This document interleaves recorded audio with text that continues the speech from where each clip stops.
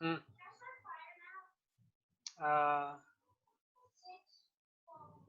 Uh, yeah, it's fine.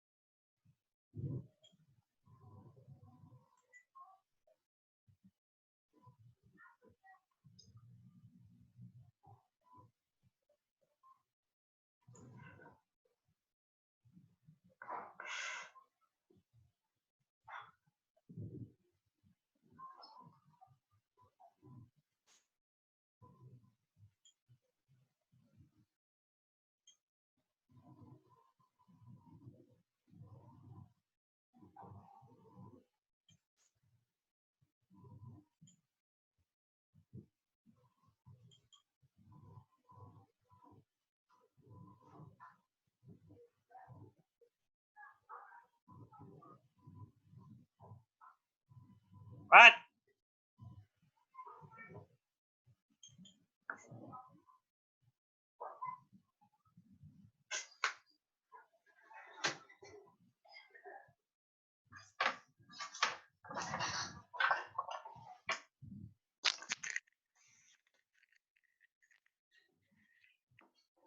Be in another meeting for a while.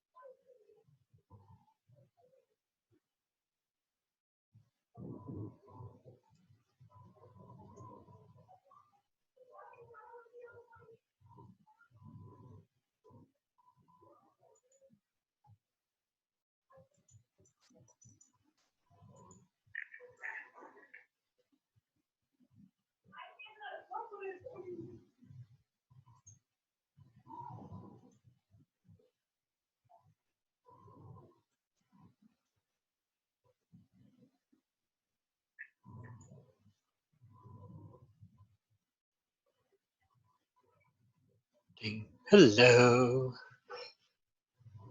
People are joining. Jamie is here. Jeff is here. Here. Kind. Oh, the baby. Oh. Real puppy. He's a handful. Oh. Oh, the baby. I've been seeing a lot of those kind of puppies around lately. They must be very popular. I don't know. We had a friend, it was actually one of the bartenders, who her dog got pregnant by her boyfriend's dog, and we said, we want one of those. It was an accident. An accident. Ow! But it worked out well, I think. Sometimes. Yeah, it's been a rough day. Well, fortunately, it only takes like what a certain number of months to raise a puppy to hopefully to some level of decent social. We hope so. In the Yeah. meantime, you just don't get much sleep. No. It's not about the sleep. It's just about the constant. It's just complete change of life. We can't. Yeah.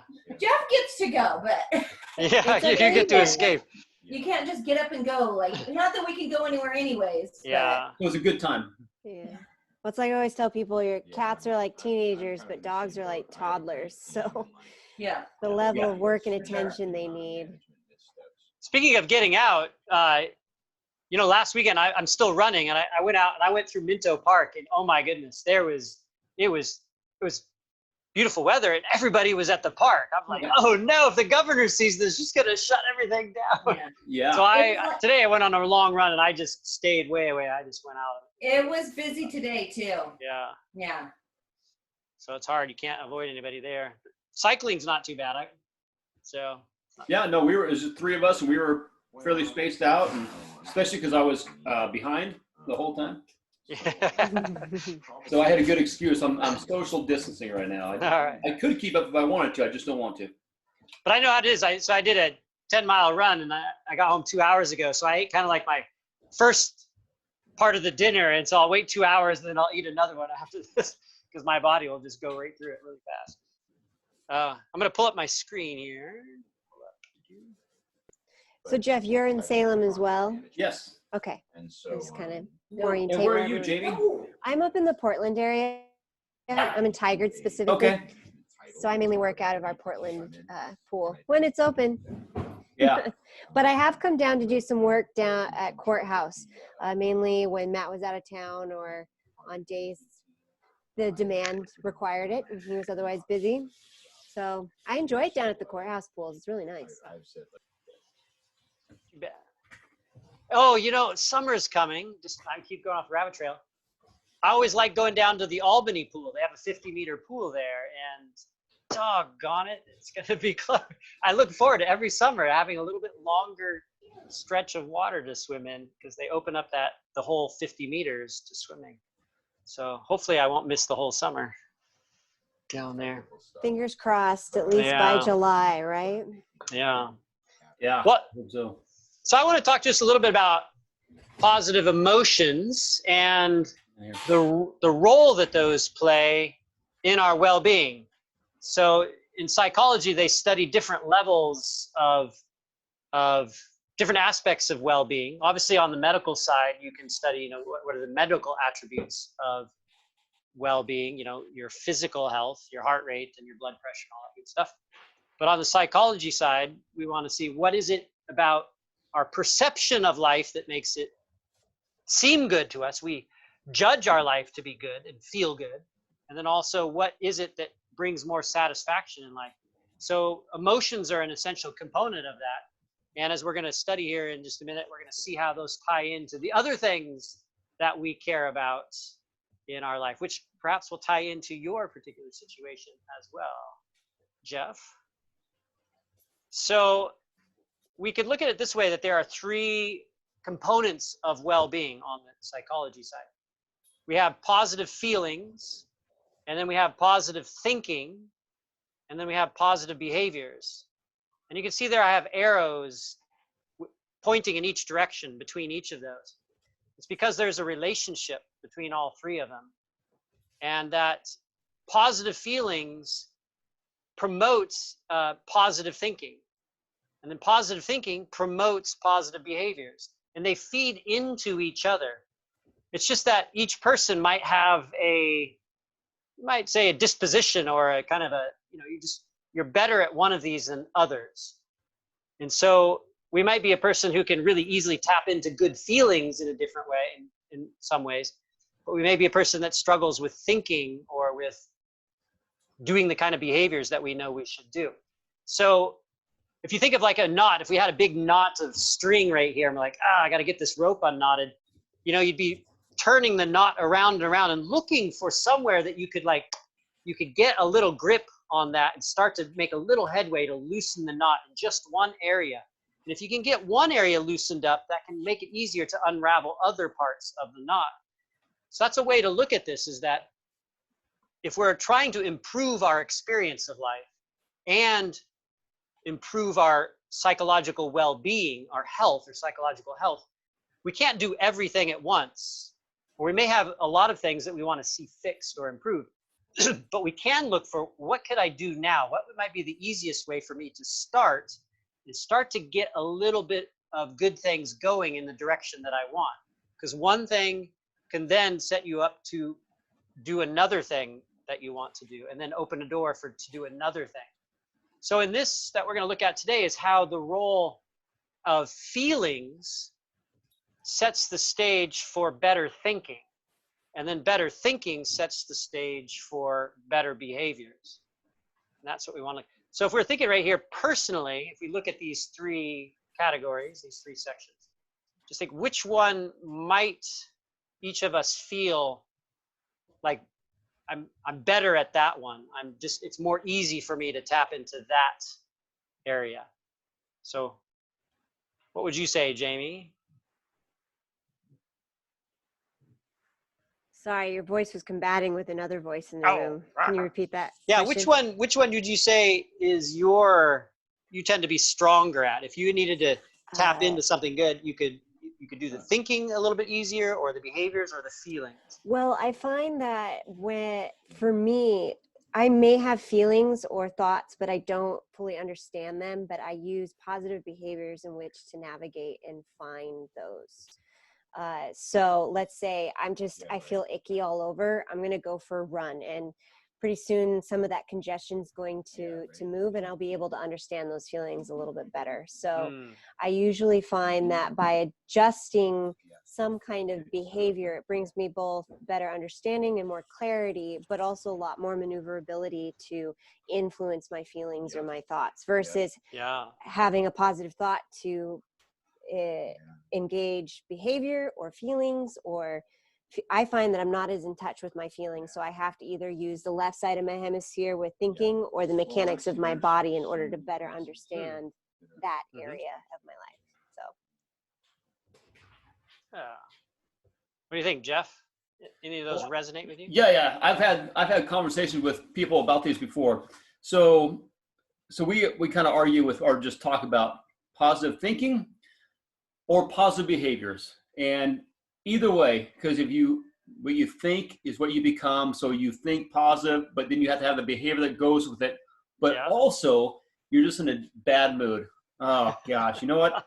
I feel like crap. I'm going to go out and do a run. Guess what? When I'm running, I have positive thinking. Later, I have positive feelings. So I think that positive feelings are a byproduct from both the thinking and the behaviors that go hand in hand. Yeah. Which one comes first doesn't really matter. Yeah. Somebody in a previous meeting I had here, they were thinking, at first they thought, well, you have to think positively and then you feel positively. And they didn't occur to them that, your body feelings could come first and then trigger your thinking. So as you're pointing out, it can go either direction. I would say likewise, I don't know if this is native to me, but I definitely all of my adult life, I've gone towards positive behaviors to help me regulate my thinking and my emotions. I have routines that I go into. And exercise has definitely been primary part of my emotional stability plan. Because just like you said, man, you get out and you go and you just pump the heart and the fluids are running, and it's just like, kind of changes the chemistry, and I'm just like, Yeah. I'm more positive. Even if it's a really bad situation, I'm better than I was than when I started. Might not be awesome, but it's better, and it bought me some time. And then even if I'm still troubled by the bad thing happening in my life, at least part of me feels much better. It's not like my whole body now is a disaster. So at least part of me physically is doing better in the feeling. So yeah, so we're going to look at, I think some people are just like, hey, I'm all about making myself feel better and comforting and doing stuff like that. But I do think a lot of people struggle with just aiming for good emotions from the very beginning and knowing what to do to trigger those. And I think I'm one of those people that doesn't immediately go to try to do something to make myself feel better, or to just simply, I have to engage in something else to get there. So it's been very instrumental for me to think about this more. So yeah, I just asked this question, which is easier for us to make an adjustment, in a positive adjustment for ourselves when times are tough: feelings, thinking, or behaviors? So there's a very popular and well-supported theory called the broaden and build theory of positive emotions. And it's looking at, first of all, I want to say that both emotions are important and necessary, negative and positive emotions. They both have their role, but they also have their effects upon us. And if things are inappropriate or last too long, longer than they're necessary, then they start to have a more long-term consequences for us. Even you could be positive, I suppose, too much. You could be positive in the wrong situations, that's for sure. But in general, when we are dominated by negative emotions narrow. They literally will change our brain. Certain parts of the brain will be activated, other parts will be suppressed. And so the very nature of our thinking will be affected by the feelings that are overwhelming the body. And so when we have predominant negative emotions, it has a narrowing effect. So like you have blinders on, and now your range of options, the options that you can see, the explanations that you can see for the situation, the causes, your options are very small, very narrow. And then the responses that you think are available to you are fewer. And they're usually fairly extreme, like fight or flight, for instance. So when we're dominated by negative emotions, our body is triggered into a mobilized state, which is by definition fight or flight. Whether it's mild or it's extreme, our body's primed to be on the defensive against some sort of threat. And so then when that state is in the brain is like, what can you only see the problem and then the few little responses to it. And in general, negative emotions, when we're dominated by those tend to push us to avoidance behaviors. So that means I'm dominated by the thought of, I want to get away from this thing. So that's what it means by avoidance. I want to get away from something unpleasant. Now, on the opposite side, contrasting this, is the positive emotions. When we're dominated by positive emotions, that likewise shifts what part of the brains are working and other parts are suppressed, and it changes the very atmosphere of the mind. And what happens is the viewpoint widens so that we can see a wide range of possibilities and options. Obviously, this is the side of creativity. This is the side of pro-social behavior, whereas negative emotions tend to make us less social. Positive emotions tend to open us up to being more intimate, to being more transparent, to being more sharing, to being more curious about other people. We tend to be more creative. This is when we can think of new ideas, business ideas. And likewise, when we're dominated by positive emotions, we're being drawn towards something pleasant. We're wanting to go towards, approaching positive and rewarding things. So approach behaviors tend to be more encouraged. Our whole body is urging us towards those things. Then also positive emotions have a good effect, something that they label the undoing effect. So if we at a moment feel a wave of negative emotions come on us, if those negative emotions stay there for quite a while, they'll start to kind of imprint on us and leave a longer term residue. And if we have a chronic immersion in negative emotions, those will have long-term impacts on our health and our well-being. But for those people who are either naturally able to immediately, quickly switch in and tap into positive emotions, or those people who have learned how to do it, the sooner that positive emotions can be brought back into the atmosphere, they can start to undo the negative effects of negative emotions. So it has kind of a cleansing effect, we might say. Again, negative emotions have their role, but we're not meant to stay in a negative dominated state. Our bodies are not designed to handle chronic stress of negative emotions. So they should be there, but we definitely need some sort of antidote to those things when they come that can undo those effects and kind of restore us to a better state of balance.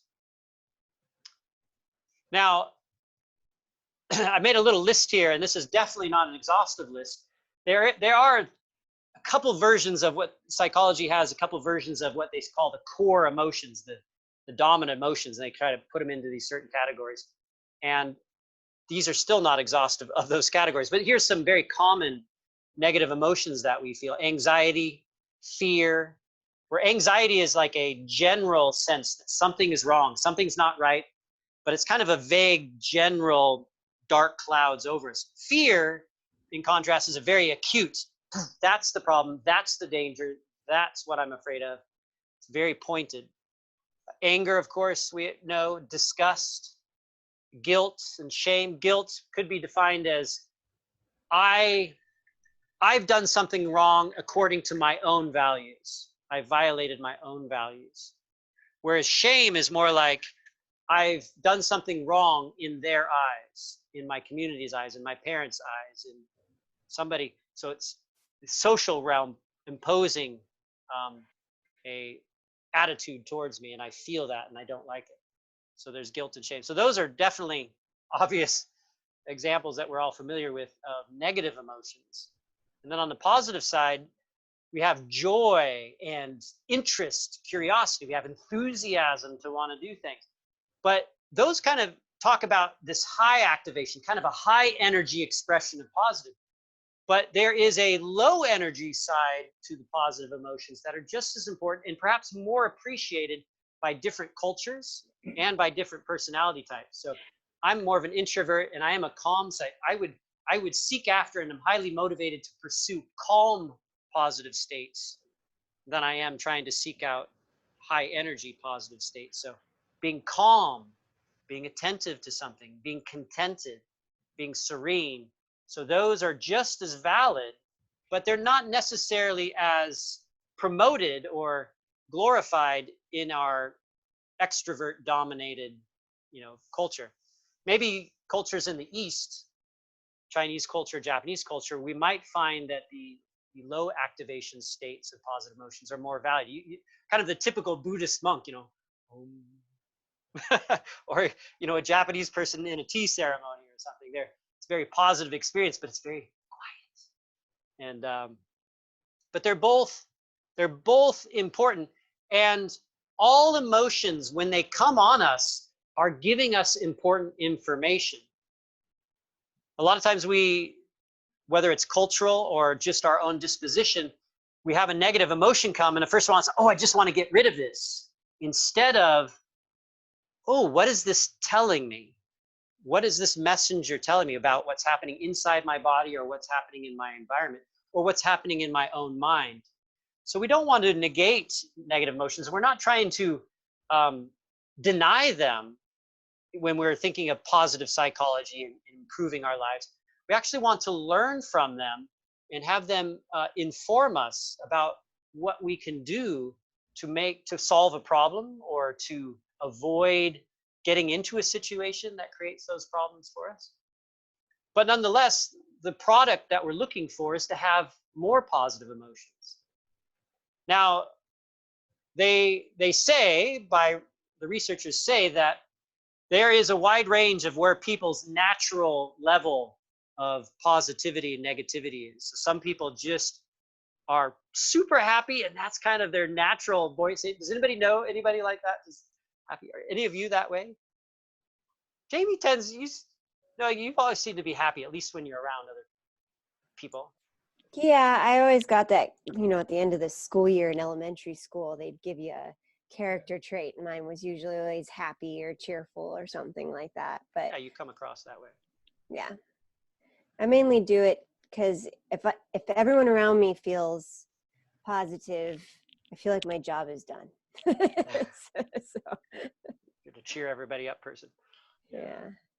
Isn't she like? Because I do definitely live in that calm, attentive place, but when I sense that people are not either calm or contented or happy, like there's something, it doesn't have to be overt, but if they're stewing on it, I feel it.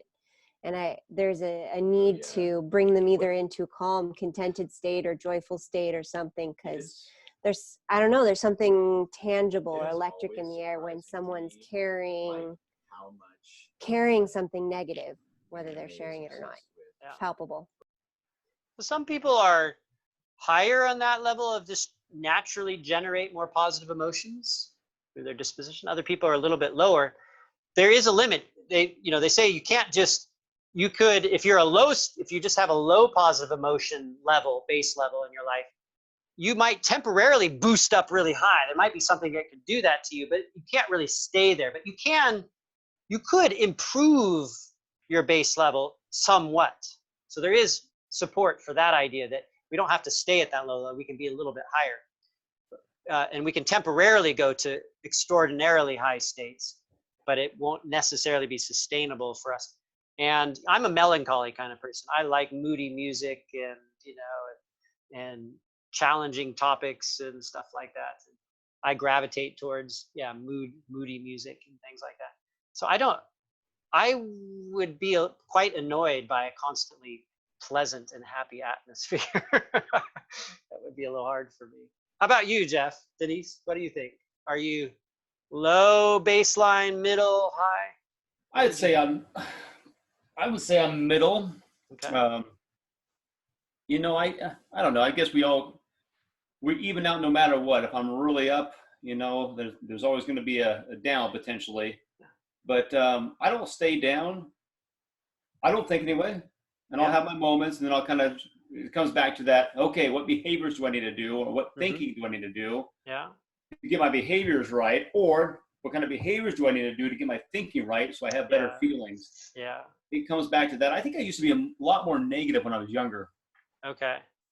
Yeah, maybe life, if we're somewhat successful at adults, right? We're learning how to regulate ourselves better and better over time. I don't know you that well. I mean, we hang out just a little bit at the pool here and there, but you do come across to me as somebody who you both feel the negative things, but the language that you use for me, every time you would describe your situation, you always would talk about the positive of what you're going to do. So you always give me the impression that you might have struggles, but you're also solution oriented, or you're trying to work on things. So it does seem like a balance from what I can tell of you. I don't know what is Denise, is she smiling in the background? She knows. She's like, oh, I know what he's really like. So No, I'm definitely not the authority. Yeah. You're right. You're accurate about it. Yeah. Okay. And that's good. I wonder too, yeah. Jamie? how much ever we are creatures of comfort. I feel like my stasis is to be like a cat, and if I feel uncomfortable, if any part of that equilibrium, whatever your homeostasis is, shifts, you're highly motivated to bring yourself back into that equilibrium. And whether that's influenced by internal or external motivators, that people around you, or internal thoughts. Yeah, there's just that. Well, we're gonna have a level that we pretty much everybody returns to. Averaging out, like Jeff, you said, you're gonna have ups and downs in life, but if we could average out what a person experiences, they're gonna find that pretty much they're gonna come in at this certain level across their lifetime. But that level could be affected by if a person is subjected to chronic stress of all natures, right? It's gonna suppress that down. if we can improve the environment for somebody, we might find that zoom, it comes up to a higher level just because we've improved the atmosphere. So that's definitely, we have a motivation to want to try to work on our environment if we can. But there are a lot of situations in life where we don't see how we can affect the things outside of us. So all that's left is for us to look at what can I change inside of me, since I cannot seem to make my external circumstances better. And so that's part of what we're looking at here, is that obviously we do want to work on our environmental issues, like having a more sufficient income, or having a more peaceful household, or having a safer neighborhood to live in. But in lieu of those things, or in conjunction with those things, we still want to look at what can I do inside myself.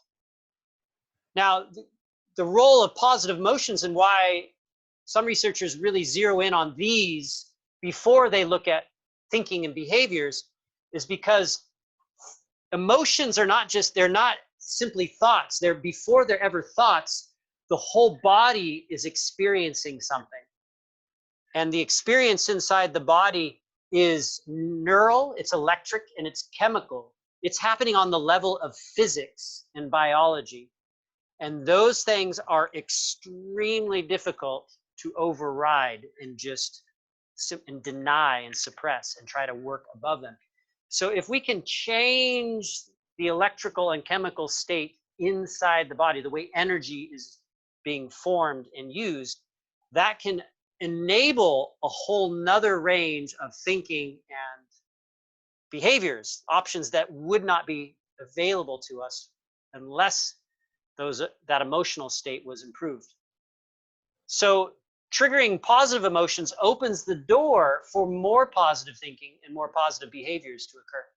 So this little chart here is from the broaden and build theory. And you see at the bottom there, we have this positive emotions. And when these positive emotions come, they're starting to dominate a person's experience, they have an effect to open up thinking, to start thinking a wider range of thoughts, options, ideas, more solutions that I didn't think of before to my situation.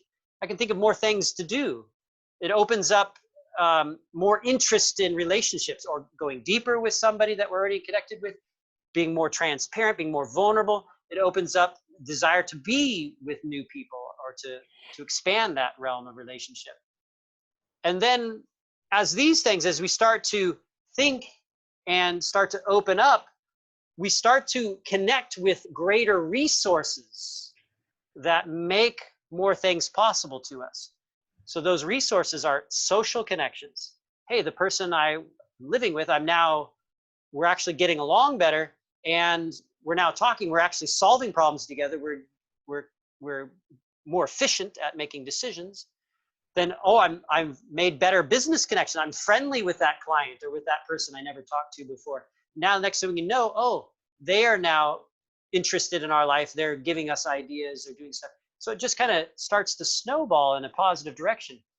We start to develop more skills, because as we are exercising, exploring new thoughts, then we start to go in a direction there, and we start discovering things, start learning new things, starts opening up the opportunity to develop new skills. And then, of course, these eventually start leading us to a change in behavior. And that behavior could be on the level of improved survival. So we go way back to caveman days, and back then, just finding enough calories and staying away from predators and disease was the biggest job of the day.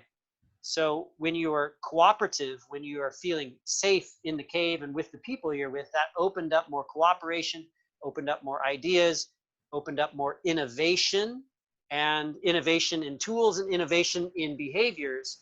That then, of course, here we are today, modern humans dominating the planet, because we have tapped into this positive spiral, this loop that's taking us in a good direction. Now, right now, under these unusual circumstances, we have a universally applied stress to us, on all of us, in various forms.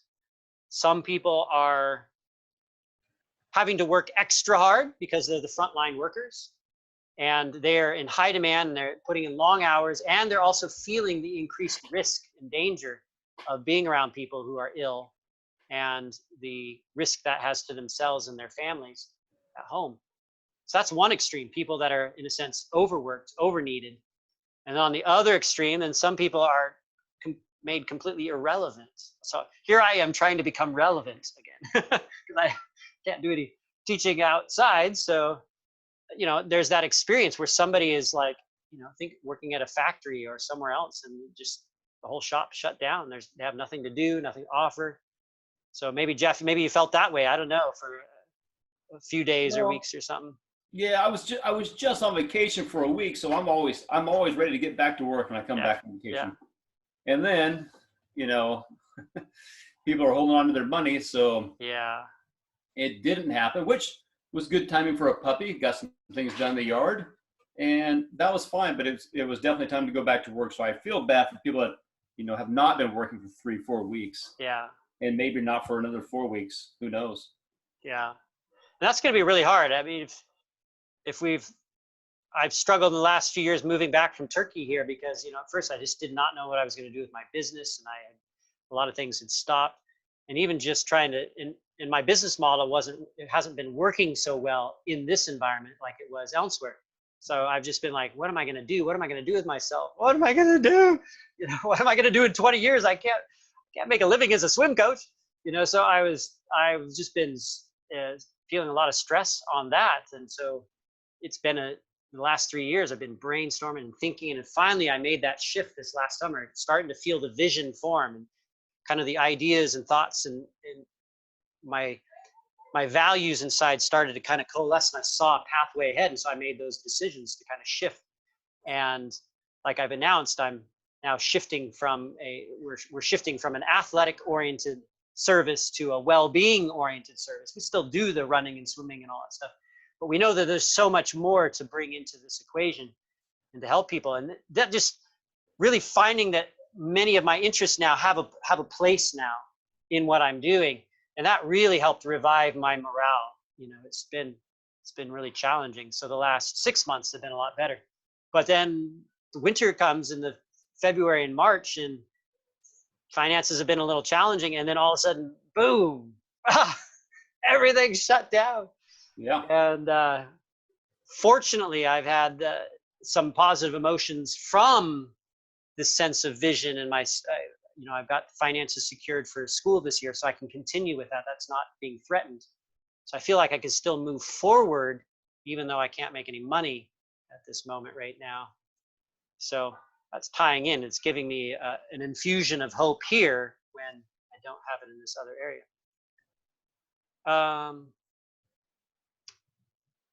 So looking at that, it's like we might be good at all of us triggering and getting into positive behaviors that in turn can help us feel better about things. But there's some things that we could do. Obviously, they all involve doing something, so we can't really remove the behavior part completely.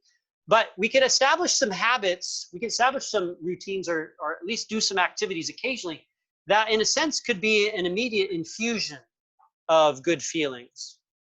So really helping a boost in our emotions. And so here's some areas that are well tested in psychology, that they're known to be reliably able to produce good feelings.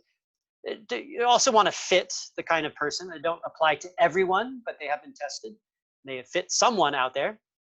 So one really strong way to help positive emotions is to look for positive sensory stimulation. And I'm talking about the 5 senses right here. So we've got sight and sound and touch and taste and feeling.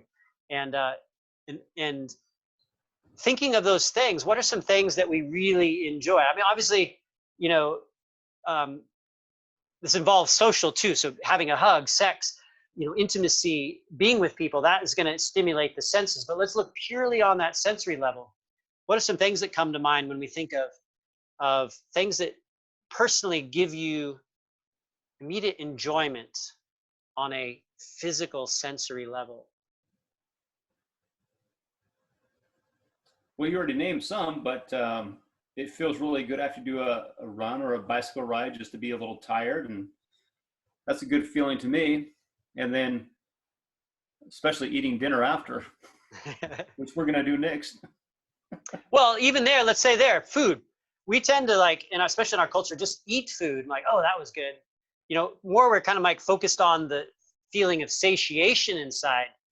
Whereas if we slowed down and actually just savored the flavor of food or individual pieces of food and really notice the texture and the temperature and the nuances in flavor. Like there's, you know, the salty and sweet and sour and what's that?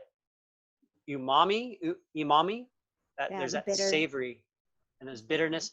So even noticing the nuances, you know, there's, I don't know, do you happen to be like wine connoisseurs or anything like I'll drink wine. that?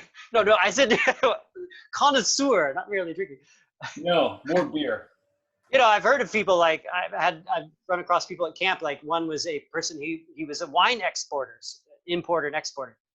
So he was in my camp in Turkey and he's like, oh yeah, Turkey's got a few good wines too. And so he's starting to tell me about a little bit about characteristics of wine, but it was language I didn't understand because I had no experience at, you know, noticing nuances and differences in wine.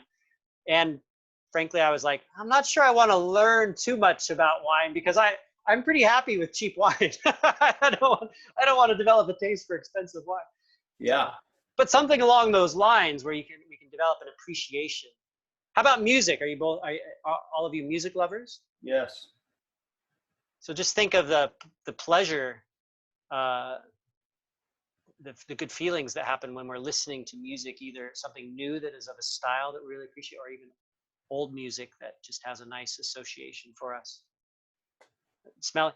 How about visually? You know, if we're athletes, we might like to be out in the woods. I think by far the dessert of all running is out in the forest on trails.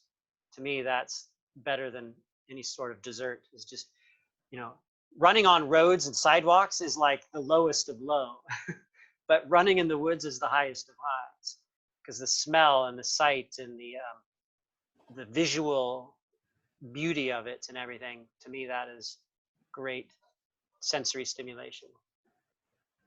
So that's one thing, is practicing just noticing and being very mindful of sensory information without any judgments on it, just simply appreciating that.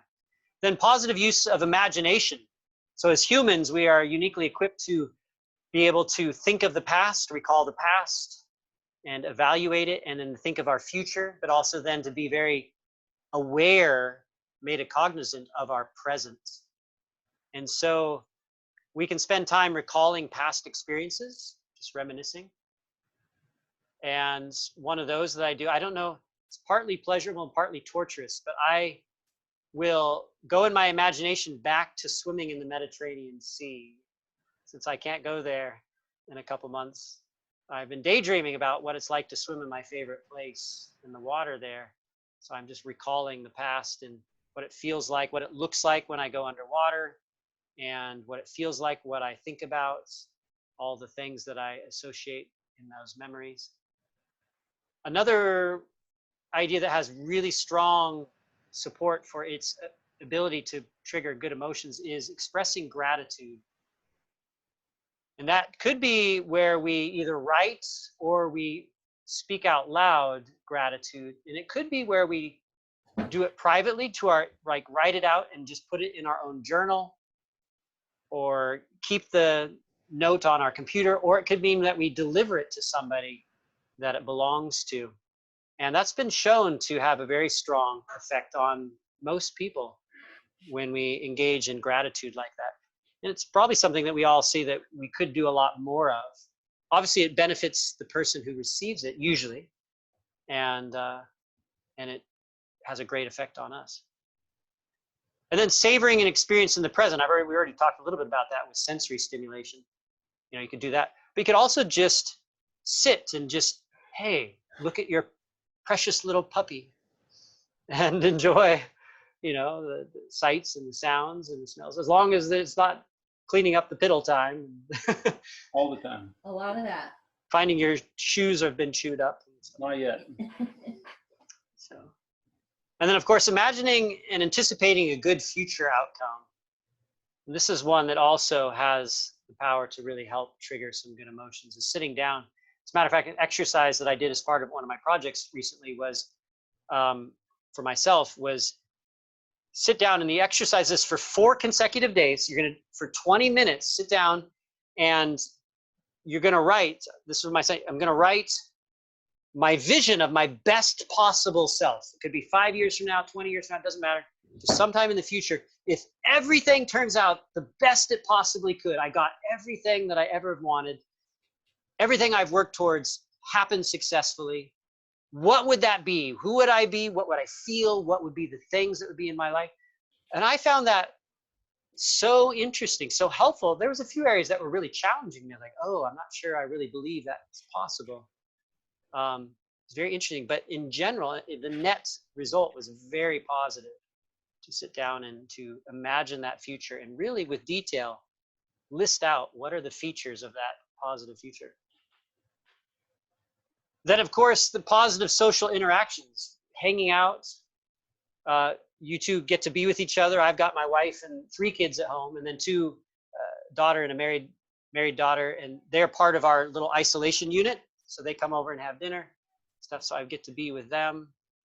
Jamie has her hubby and 2 cats who are absolutely ecstatic that their owners are stuck at home. So these social interactions are very positive. Extroverts have no problem tapping into their social interactions. Those of us who are introverts, we have to remind ourselves that we still do enjoy it. We should go out there and hang out with somebody.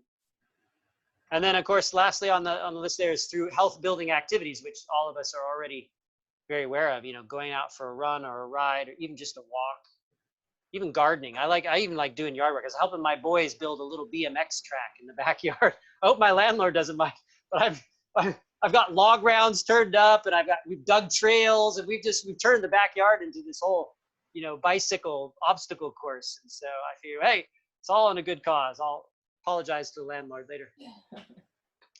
But it felt good. I was out there physical and rolling these big logs and digging stuff up and stuff. And I liked it, like getting dirty and stuff.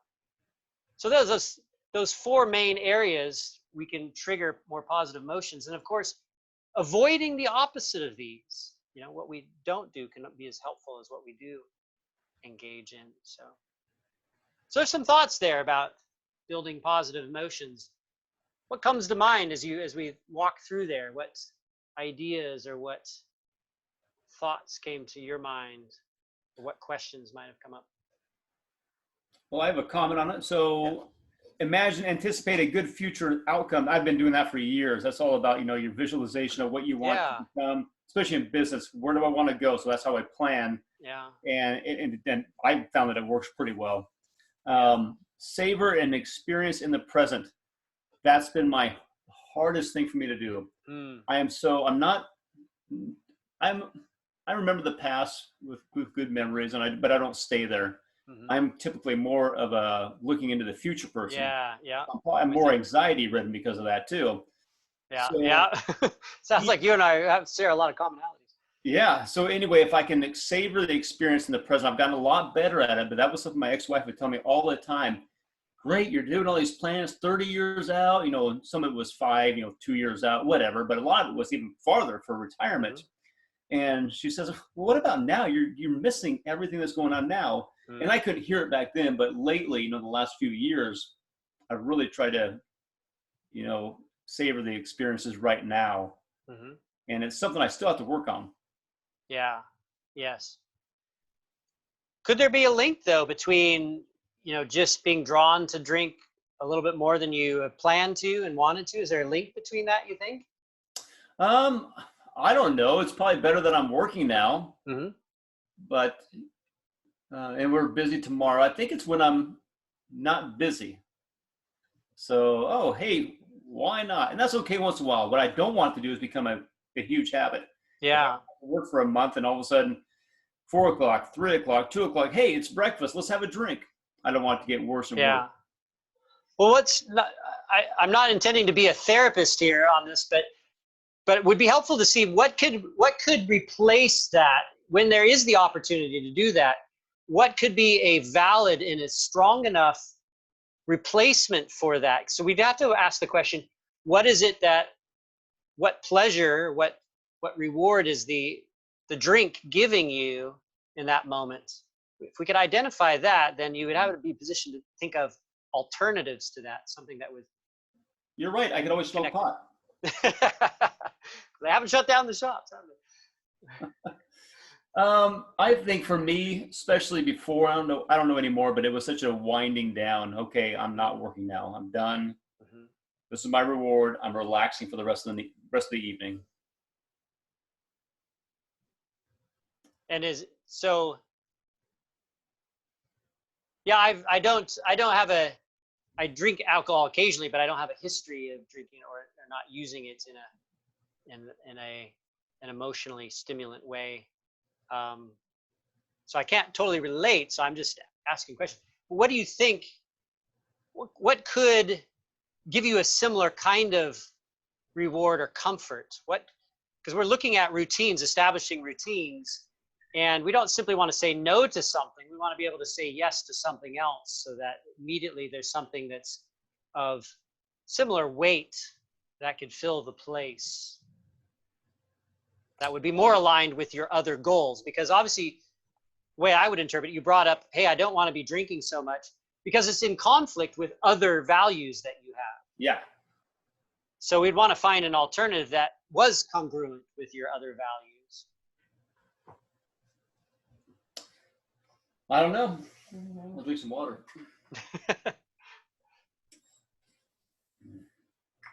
And it's, as part of it is obviously the alcohol itself. Because if you had a non-alcoholic beer sitting in the fridge, would that pose any sort of attraction to you compared to? Well, I had a friend a long time ago who decided to get sober.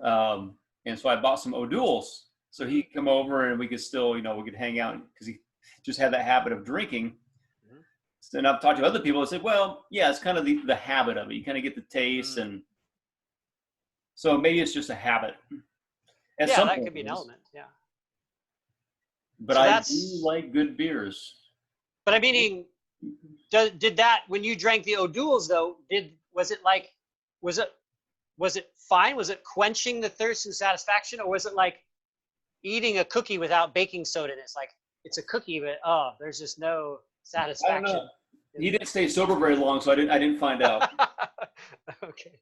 Oh no. So I know for me, I'm very strong in self-regulation, self-control, that kind of area. And I was realizing this on my run the other day. It just occurred to me, I think what drives that self-regulation is not so much I want to get to a pleasure, but I want to avoid a consequence. And to me, and not just a cognitive, I know this will harm me, but I feel a consequence in my whole body that I don't like. And although I like to sip alcohol, I like to have a nice microbrew here occasionally when I'm in the mood for it, or a nice glass of wine, particularly in the evening if that feels like it just goes well with dinner. But I don't like the feeling of the dehydration, and that alcohol, it kind of sucks, just changes kind of the way I feel in my life, especially if I'm going to go run the next morning or something. It lowers my comfort level during the activity later on. And if I do, I'm pretty much a one glass or one beer person. And even then, I have got a policy. If I'm going to have one of this, I'm going to have one of glass of water, equal volume of water. I'll have to go pee a ton, but I'm putting back into my system, trying to compensate for the dehydration effects of the alcohol. Another thing that motivates me to be restrained in alcohol is that as an endurance athlete, that I'm wanting my body to be fat oriented in its metabolism. And our bodies, we have to train the body to seek out fats by depriving it of other forms of fuel. And we do that long enough that then the body becomes very efficient at going after fat and some sort of preference. But there's a hierarchy of fueling inside the body. And in the top of the hierarchy is alcohol. If we had, let's say you had alcohol, carbohydrates, fats, and proteins all swirling around in the system, the body's going to go, alcohol is the best. That we can convert that the fastest. I want that. And so it's going to spend its time and energy converting alcohol, and it's going to do other things with the carbohydrates. It's going to turn that into fats because it doesn't need it right now. So alcohol, in my understanding, it promotes fat storage because the body takes a few hours to burn up the alcohol and it can't do anything with the carbohydrates. Now, I'm sure it's not just simply alcohol and it's denying this. I'm sure the body's trying to do a little bit of both, but as long as there's alcohol present, it's going to want to favor those things. So then likewise, glycogen, if I'm eating carbohydrates and I have a high concentration of those in my diet, my body's going to try to burn those, get those all ready to go, and it's still not going to be spending much time getting better at burning fat. So the only way to get myself to be better at burning fat is to deny alcohol and carbohydrates. Or That sounds horrible. Greatly reduce those. So bring on the guacamole. And sugar. Yeah, sugar too. Don't forget that. So yeah, it's part of that carbs there. Yeah. So that those help motivate me a little bit. But then again, my attraction to alcohol is just not, it's not very strong. It's not something that I just have to struggle with. So, and then having routines in the evening where lowering what's available in the house.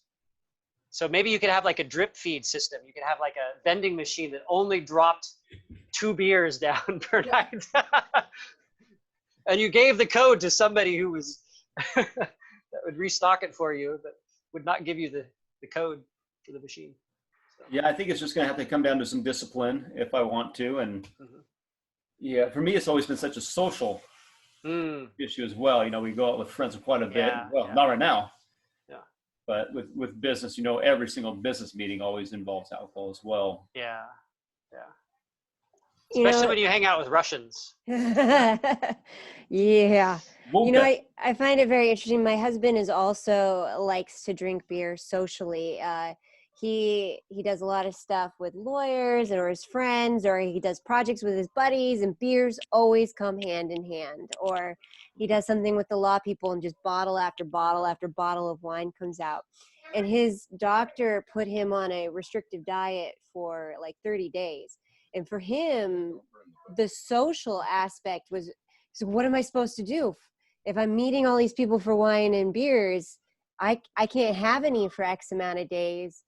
And it was a huge like mental adjustment. And it wasn't so much it was about the beer or the wine. For him, it was all about the social aspect and finding the new thing that you could be just equally as contented drinking when in their company and not feel like you're missing out on it, especially if other people are getting a certain level of relaxation or you know, some of those barriers are coming down because they're imbibing. You're not quite having that same, you don't feel like you're on the same wavelength sort of. You're not connecting the same, sure. Yeah, exactly. So how can you still maneuver that social dynamic without imbibing at the same time? And so it is a difficult space to be. I don't really have an answer for that, but I do understand because he's an extrovert, a very social bird.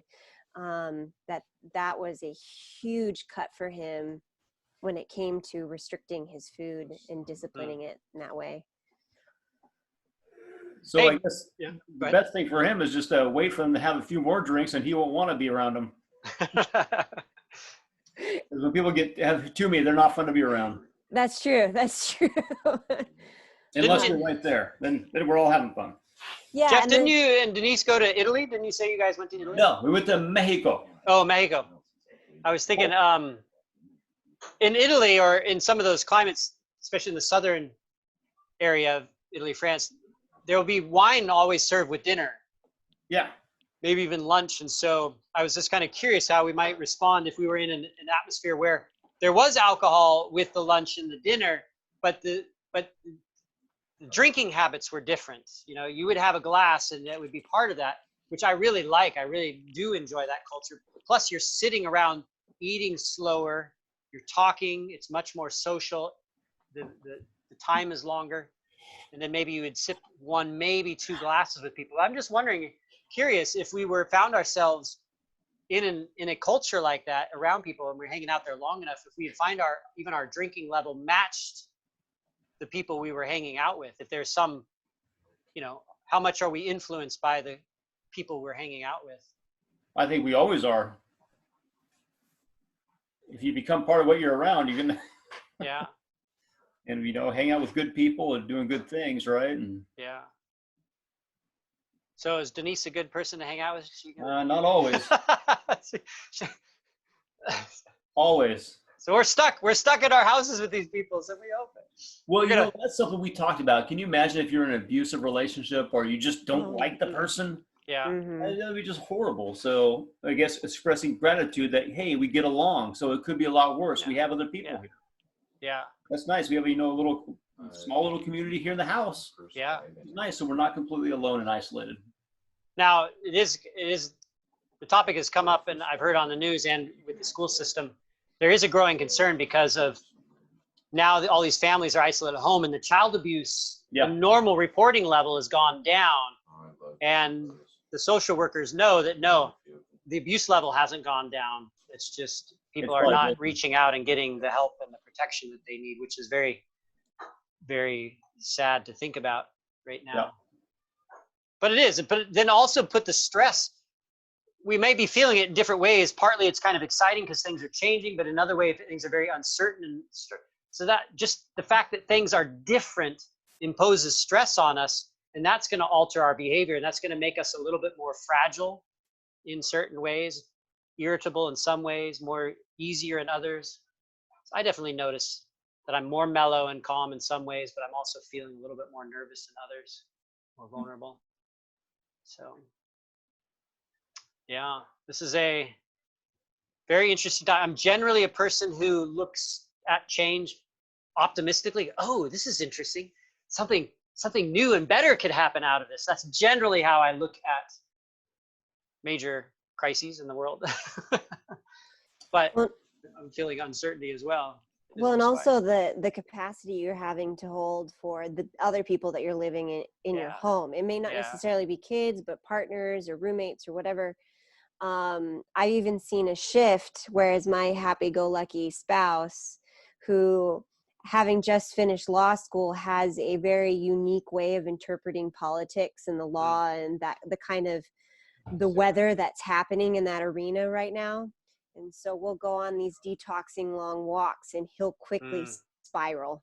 And I'll have to catch him and be like, no, we're going to get back to the house and you're going to be even more angry and pissed off or whatever, and it's an interesting even space. I think we're all finding is not only are we dealing with that tug of war between anxiety and positivity, the benefits of the isolation and the struggles of the isolation, but we're not alone in that capacity. We're also having to hold that space for our partners and saying, hey, you were like this before, now you're almost, there's a new definition of the person that you're living with, and having to adjust to what that looks like and holding that space with them.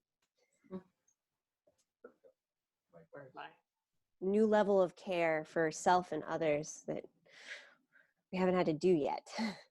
Trying to turn off my screen. Your reference page is up right now. Yeah.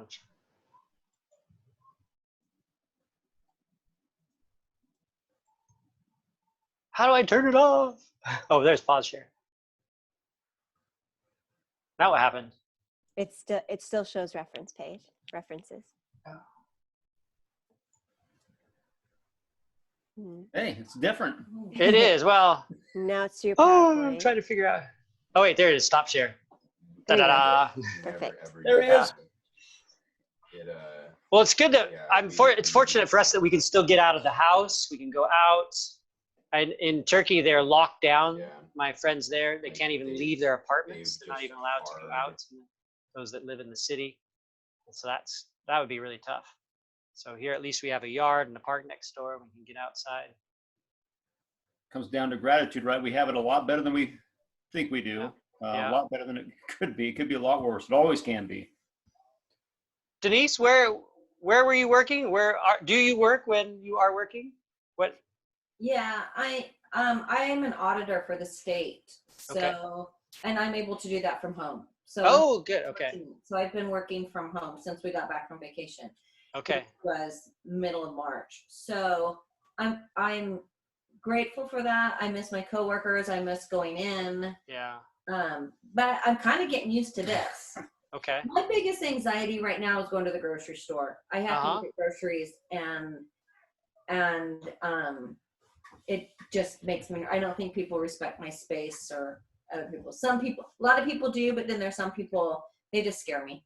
I don't want to get this virus. I don't want to bring this virus back is my main concern.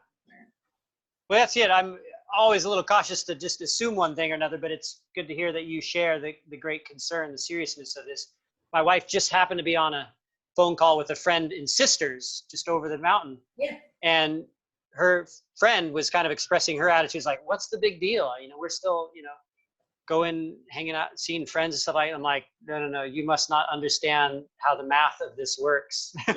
Because once the crap hits you, you don't even know that it came and it's infected everybody. And then it's going to be too late. So it may not be fatal for everybody. It's going to be fatal for somebody. Yeah.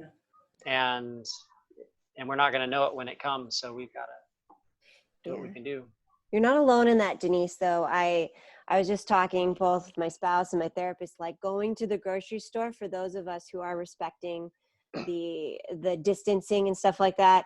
I saw some teenagers coming and I'm like, there's no place in the aisle to go. And they're not, so I'm like, oh, or this woman at Costco who's wearing a face mask, but she had it pulled down. So her nose was out. I'm like, wait, what's the point? But I noticed that, when I'm out and about, I get the groceries, I'm observing the best protocol I can. I only have my credit cards. I don't take a purse. I have hand sanitizer in a back pocket. Like, I'm very conscious. In holsters. Yeah, basically, I'm like, wear pants holsters filled with sanitizer. As a woman, like I'm walking around in yoga pants, but I'm going to the grocery store, got to put on jeans because I need pockets, and like these little strategies and being very conscious of where my hands are. I get in the car, I get home, I unload everything in the fridge, the freezer, whatever, and then my body just goes poof. And I shut down for like a couple hours because what you're holding in that tension out in the public, and like you said, the risk of going out, any opportunity, any point of contact could be the point that you catch it. So you're not alone. You're not alone in that. Thank you. Yeah. It's good. Well, I call it hunting now, not grocery shopping. Yeah. I'm going out to hunt for the family with my bandana and my equipment in my holsters. Well, hey, I imagine your dinner, your body's getting hungry for dinner now, isn't it? Yeah, I'm hungry.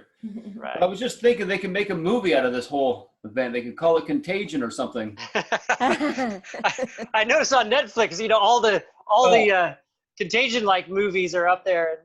Hey, watch this. I'm like, whoa. Yeah. Some people find it fun. So. Well, bad information is better than no information, I guess. Hey, I don't want to take us on longer. I have a tendency to run these long, but just good to meet with you. Thanks for coming out, and hopefully there was some encouragement in that presentation.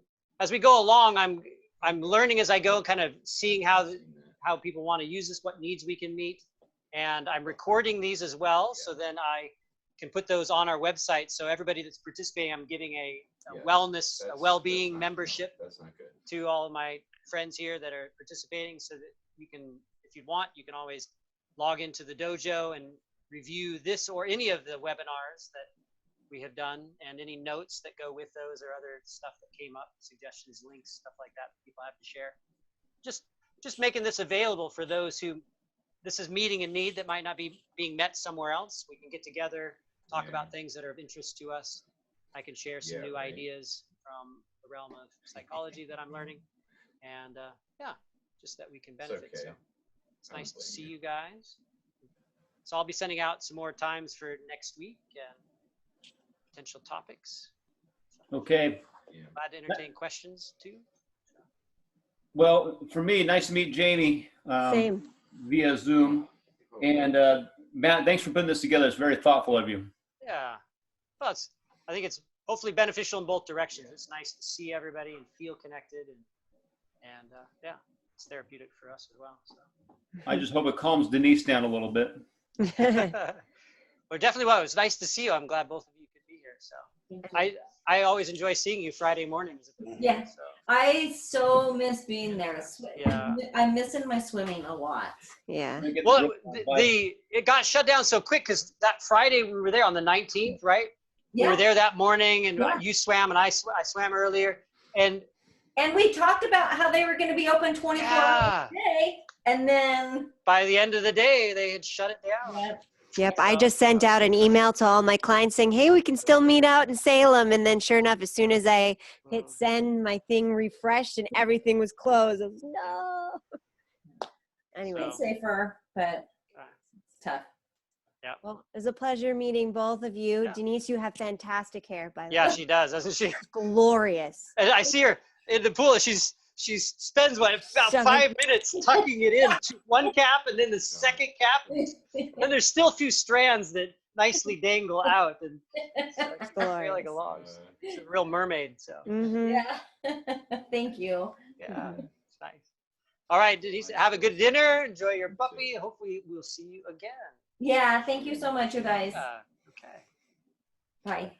Bye.